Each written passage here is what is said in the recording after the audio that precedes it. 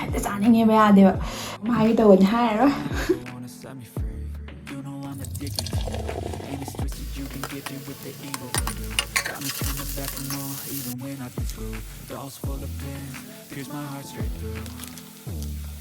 Got issues in my head.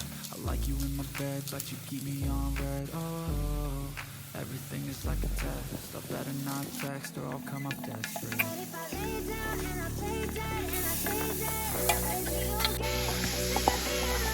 Sick of being alone, sick of being alone. Think there's something that I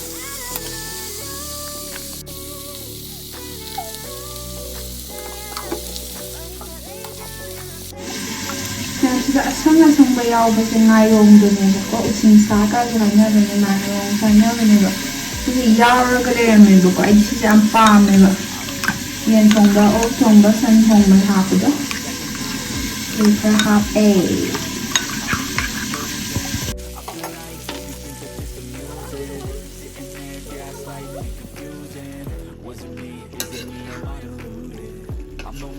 Always sorry, the conclusion. Even though I offer all of the solutions, I wish you loved me like I love you. It's stupid. When I'm alone with you, I never feel lucid. I wish I wasn't struck by Cupid. I wish when I first saw you, I knew this. When I'm with you, I feel so useless. I feel diluted. My heart's been wounded.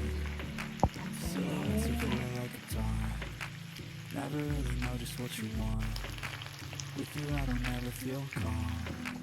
I can feel the sweat inside my palm. Play with me like cats on the string. You don't understand the pain it brings. You don't ever wanna give me wings. You don't ever wanna set me free. But if I lay down and I play dead and I stay dead, is it okay? Sick of being the monster out of my head, under my bed, thinking something out of my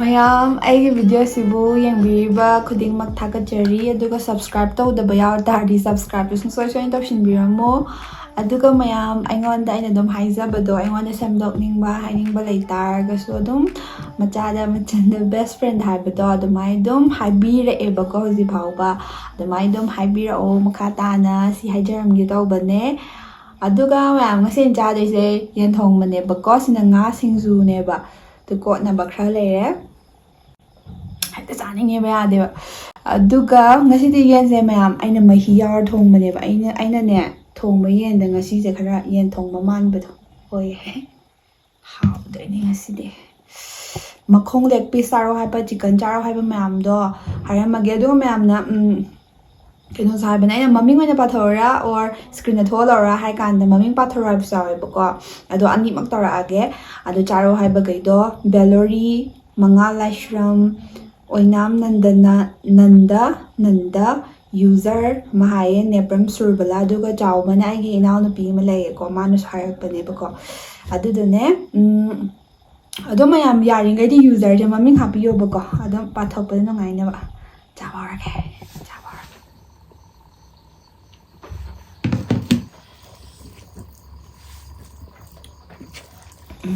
ꯆꯥꯛꯈꯣꯝꯁꯨ ꯏꯜꯂꯛꯀꯦ ꯆꯥꯛꯈꯣꯝ ꯃꯣꯔꯣꯛ ꯑꯃ ꯌꯥꯎꯔꯦ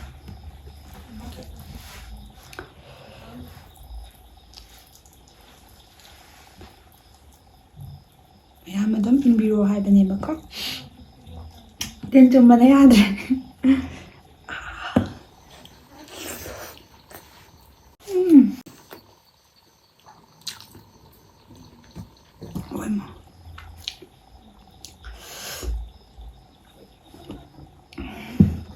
ꯑꯩ ꯆꯥꯛ ꯍꯦꯛ ꯆꯥꯛꯈꯨꯝ ꯆꯥꯕ ꯏꯁꯤꯡꯁꯦ ꯑꯗꯨꯝ ꯊꯛꯄ ꯍꯩꯅꯔꯦ ꯃꯌꯥꯝ ꯑꯗꯨꯒ ꯍꯥꯎꯋꯦ ꯀꯩꯅꯣ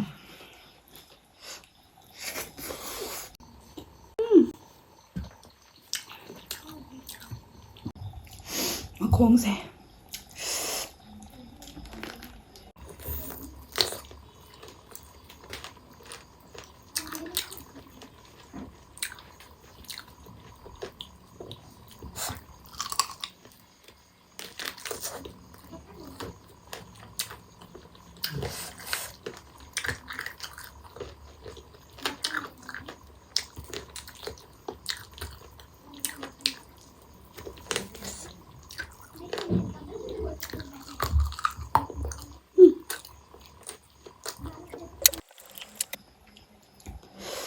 ꯃꯌꯥꯝ ꯉꯥꯒꯤ ꯁꯤꯡꯖꯨꯁꯦ ꯍꯥꯎꯗꯣꯏꯅꯦ ꯈꯥꯃꯦꯟ ꯑꯈꯥꯕꯤ ꯑꯃꯒ ꯍꯥꯞꯄꯒ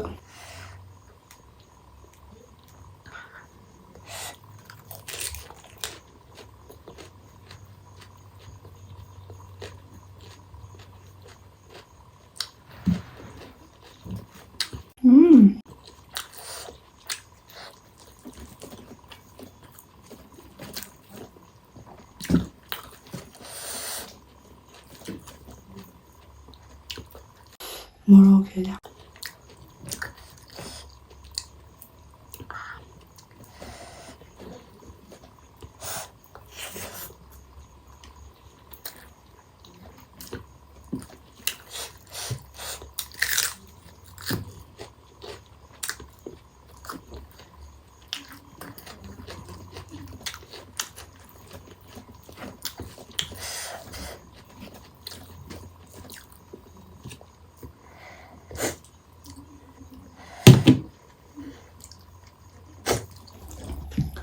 실롱이자리 마히제 마히 그냥 얌ꯕꯅꯦꯕꯀꯣ ꯍꯦꯛꯇ ꯅꯪꯖꯟ기ꯕ ꯌꯥꯝ 사ꯕ ꯅꯠꯇꯕꯒꯤ ꯍꯦꯛꯇ ꯅꯪꯖꯜꯂꯦ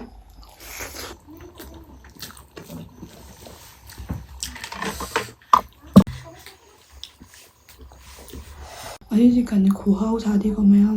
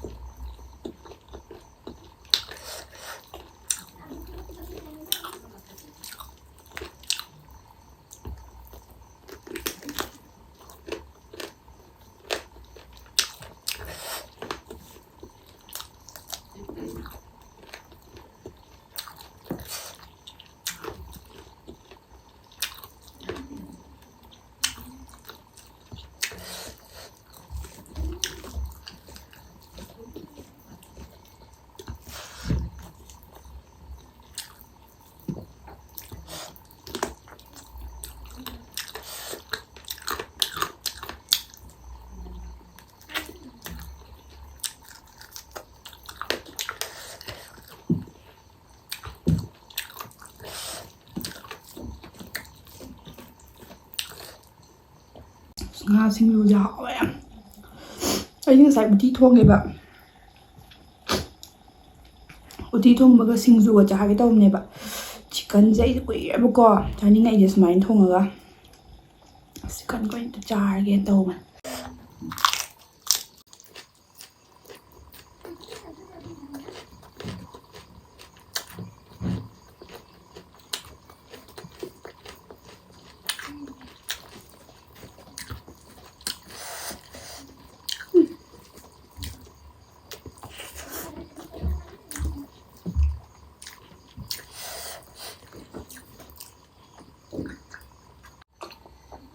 ꯐꯖꯅ ꯍꯥꯎꯋꯦ ꯍꯥꯏꯗꯤ ꯑꯩ ꯁꯨꯃꯥꯏꯅꯅꯦ ꯌꯦꯟꯁꯦ ꯁꯨꯃꯥꯏꯅ ꯊꯣꯡꯕꯁꯦ ꯌꯥꯝ ꯍꯥꯎꯒꯟꯗꯦꯕꯀꯣ ꯑꯩ ꯃꯃꯥꯡꯗꯁꯨ ꯍꯥꯏꯕꯅꯦꯕ ꯁꯤ ꯌꯥꯝ ꯍꯥꯎꯋꯦ ꯍꯥꯏꯗꯤ ꯅꯍꯥꯟꯈꯩꯅ ꯃꯑꯣꯡ ꯑꯃꯗ ꯊꯣꯡꯕꯅꯦꯕ ꯉꯁꯤꯅ ꯑꯗꯨꯝ ꯅꯣꯔꯃꯦꯜ ꯊꯣꯡꯕꯗꯣ ꯑꯩꯁꯦ ꯃꯥꯎꯠ ꯑꯜꯁꯔꯁꯨ ꯇꯧꯋꯦꯕꯀꯣ ꯍꯧꯖꯤꯛꯁꯦ ꯑꯗꯨꯅ ꯃꯣꯔꯣꯛꯀ ꯁꯥꯔꯦ ꯐꯖꯔꯦ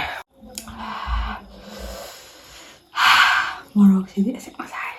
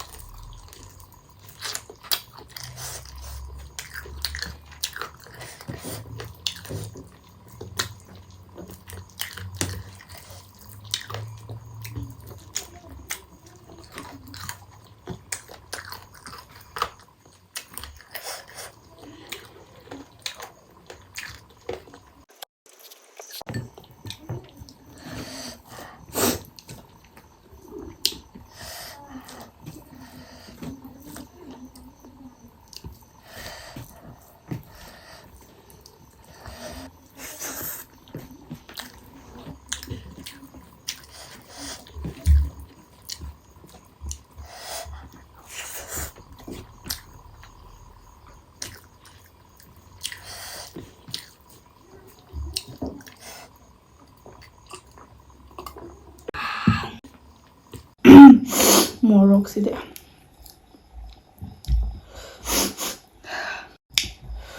ꯈꯥꯃꯦꯟ ꯑꯈꯥꯕꯤꯁꯦ ꯃꯣꯔꯣꯛ ꯁꯥꯕꯒ ꯌꯥꯝ ꯄꯛꯅꯗ꯭ꯔꯥ ꯃꯌꯥꯝ ꯑꯩꯗꯤ ꯌꯥꯝ ꯄꯥꯝꯃꯦ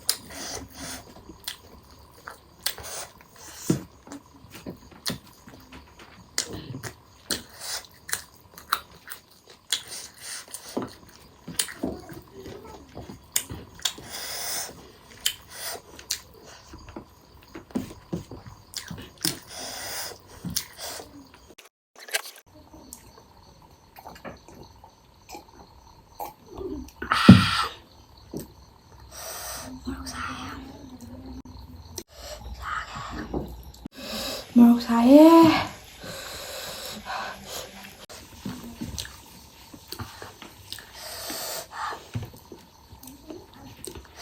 Katang apa nih samsir?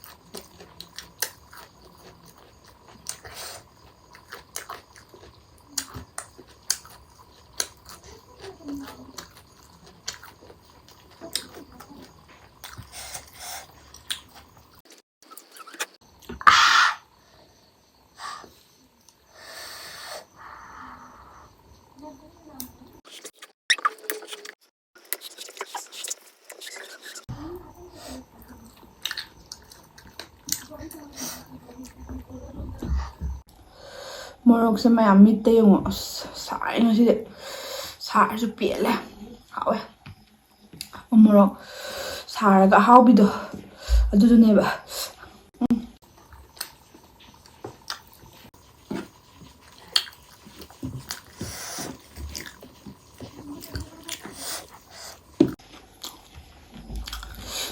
morok sa hundog hawe puksak niba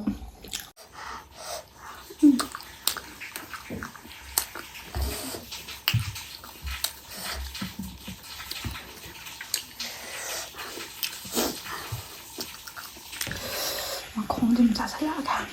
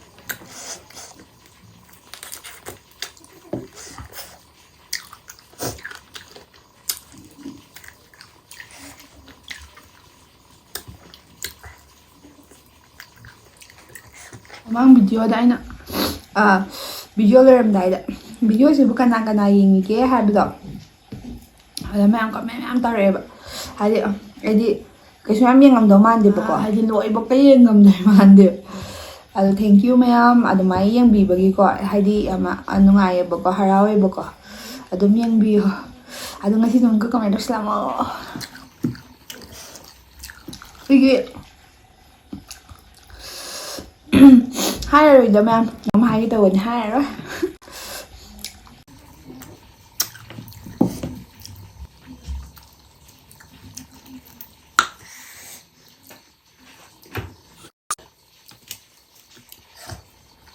ꯃꯩ ꯂꯧꯊꯣꯛꯈ꯭ꯔꯒꯦ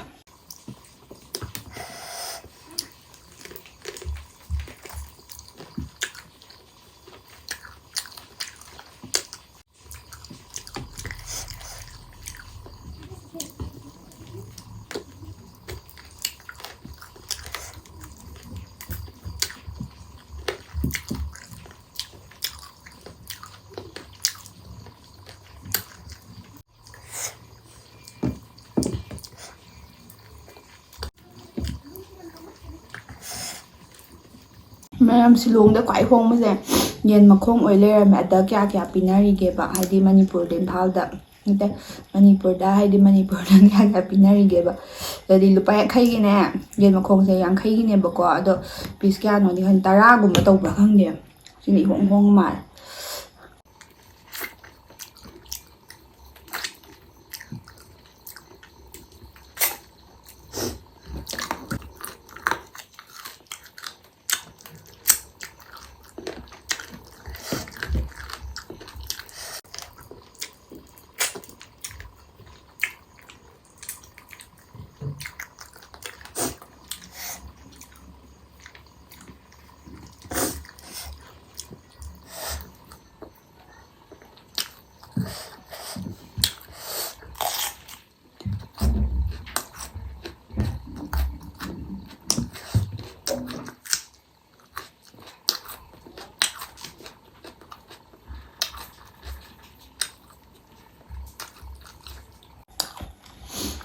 ꯇꯧꯁꯦ ꯀꯃꯥꯏꯅ ꯇꯧꯒꯦꯗ ꯌꯥꯝ ꯍꯥꯎꯇꯦ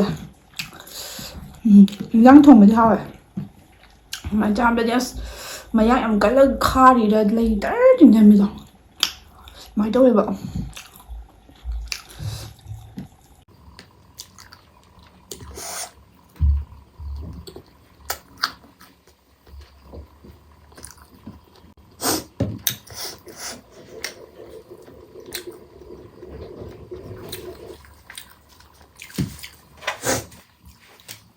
ꯑꯗꯨꯗꯤ ꯃꯌꯥꯝ ꯚꯤꯗꯤꯑꯣꯁꯦ ꯂꯣꯏꯁꯤꯟꯖꯔꯒꯦ ꯃꯊꯪ ꯚꯤꯗꯤꯑꯣꯗ ꯊꯦꯡꯅꯔꯁꯦ ꯃꯌꯥꯝ ꯀꯃꯦꯟ ꯇꯧꯕꯤꯔꯝꯃꯣ